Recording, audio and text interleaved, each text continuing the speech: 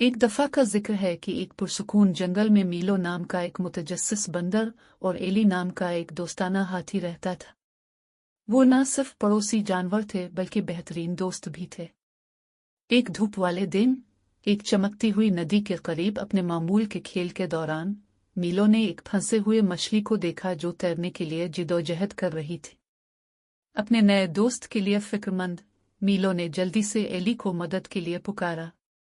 बगैर किसी हिचकिचाहट के एली ने अपने लंबे तने को एहतियात से मछली को निकालने के लिए इस्तेमाल किया और उसे आहिस्ता से पानी में डाल दिया। मछली शुक्रगुजार थी और खुशी से तीर गई। हमदर्दी के अमल से मुतासिर मीलो और एली ने ज़रूरतमंदों की मदद करने की अहमियत को महसूस किया। उन्होंने एक दूसरे से वादा किया कि वो हर इस शख्स के साथ होंगे जिसे उनकी मदद की ज़रूरत होगी।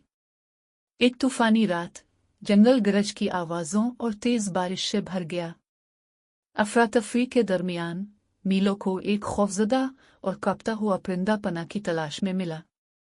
2 बार सोचे बगैर मीलो ने परिंदे को अपने चौड़े कंधों पर पनाह लेने की दावत दी, जबकि एली ने अपने मजबूत तने को बढ़ाया, बारिश से छतरी जैसी ढाल फराहम की। रात भर तीनों दोस्त एक दूसरे को महफूज और गर्म रखते हुए इकट्ठे रहे। तूफान बिलाखिर गुजर गया और परिंदे ने मीलो और एली के बेलौस एहसान के लिए उनका बेहद शुक्रिया अदा किया। इस दिन से मीलो, एली और परिंदे के दरमियान दोस्ती का रिश्ता मजबूत होता गया।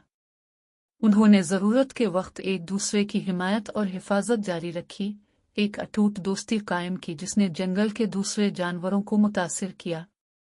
इस कहानी का अखलाक यह है कि सच्ची दोस्ती कोई सरहद नहीं जानती और उसका मुजाहिरा मेहरबानी, हमदर्दी और मदद के कामों से होता है।